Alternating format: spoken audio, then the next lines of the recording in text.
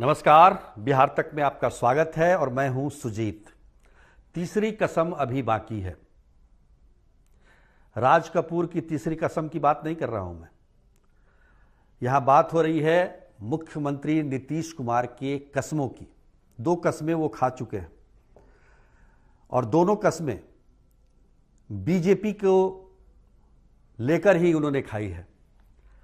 पहली कसम तब खाई थी जब पहली बार उन्होंने बीजेपी से अपना नाता तोड़ा था और विधानसभा में कहा था कि मिट्टी में मिल जाएंगे लेकिन बीजेपी के साथ नहीं जाएंगे।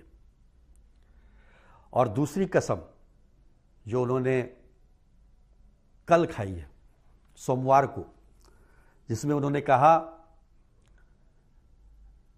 कि मर जाना मंजूर है लेकिन बीजेपी के साथ जाना मंजूर नहीं है। तो 2 कस्में हो चुकी है, अब तीसरी कसम अभी बाकी है। तो इसके लिए आपको इंतजार करना होगा, लेकिन उससे पहले ये जान लेते हैं कि आखिर नीतीश कुमार को ये कसम खाने की जरूरत क्यों महसूस हुई। बीजेपी की राज्य कार्यकारिणी की बैठक चल रही थी दरभंगा में, और दरभंगा में ही जो बिहार के प्रभारी हैं बीजेपी के, विनोद तावड़े, उनका बयान आया कि किसी कीमत पर नीतीश कुमार को बीजेपी अब नहीं अपनाएगी और या उनके साथ चुनाव नहीं लड़ेगी। यहां बीजेपी का ये जो बयान है, ये अपने आप में इसलिए महत्वपूर्ण है क्योंकि इससे चंद दिनों पहले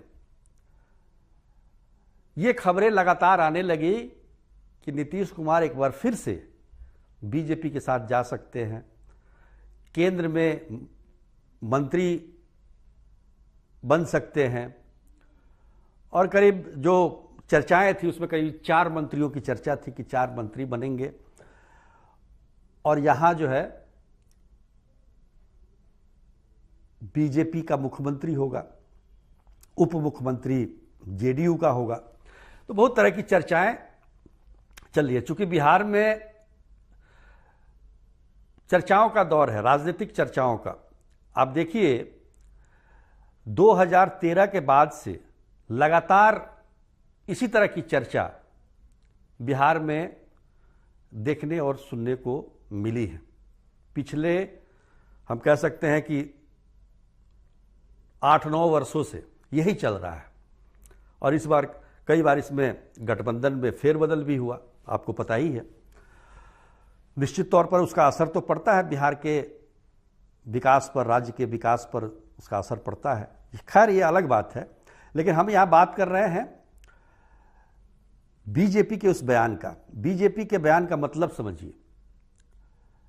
देखिए, महागठबंधन में क्या डील हुई उसके बारे में उपेंद्र कुशवाहा लगातार सवाल पूछ रहे हैं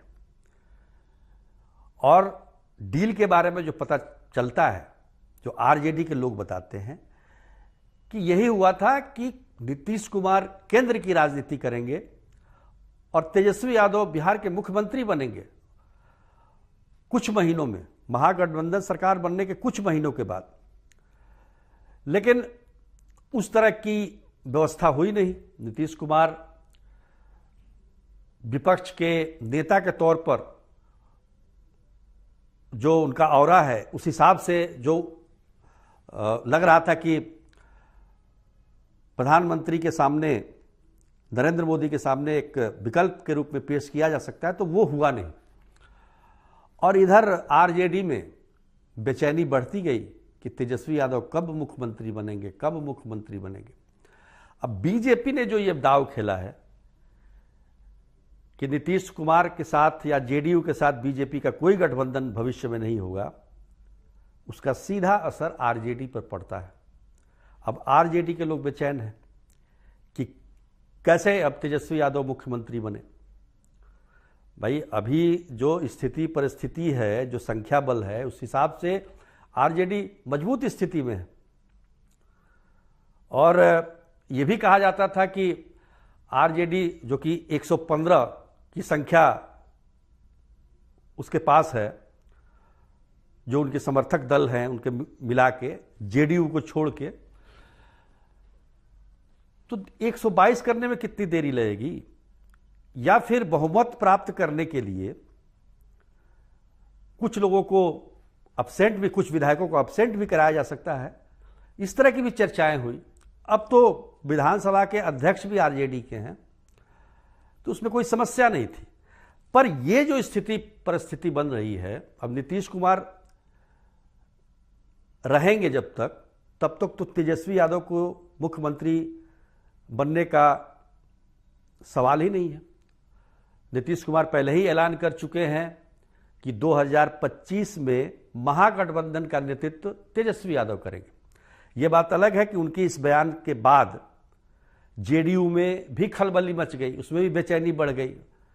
बहुत सारे विधायक ऐसे हैं जो तेजस्वी यादव के नेतृत्व में नहीं रहना चाहते हैं। अब इस बीच में उपेंद्र कुशवाहा का प्रकरण भी आ गया है।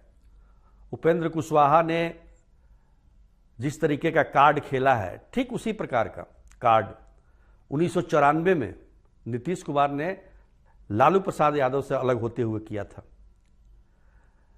अब ये हिस्सेदारी की बात कर रहे हैं, साथ में अति पिछड़ा कार्ड भी उपेंद्र कुशवाहा की तरफ से खेला जा रहा है, जो कभी क्या अभी भी नीतीश कुमार का वोट बैंक माना जाता है। तो इस बीच लगता है कि कहीं ना कहीं पीछे से बीजेपी का जबरदस्त सहयोग उपेंद्र कुशवाहा को मिल रहा है। उपेंद्र कुशवाहा ने कहा कि पार्टी में उनकी कोई कीमत नहीं थी, उन्हें झुनझुना थमा दिया गया था संसदीय बोर्ड का अध्यक्ष बना के, अधिकार कुछ नहीं दिया गया। वो बार बार अति पिछड़ा के लिए कहते रहे कि राज्यसभा या फिर एमएलसी के तौर पर किसी अति पिछड़ा को भेजा जाए, लेकिन पार्टी ने उनकी राय नहीं मानी। तमाम तरह की बातें हैं। तो अभी बिहार की जो राजनीति है वो ऐसे कगार पर खड़ी है कि किधर उसकी धारा होगी ये कहना मुश्किल है। पर बात यहां कस्मों की है। 2 कस्में हो चुके हैं, अब तीसरी कसम की बारी है। तो इंतजार कीजिए कि वो तीसरी कसम कब सामने आती है। आज के लिए बस इतना ही। तब तक के लिए नमस्कार।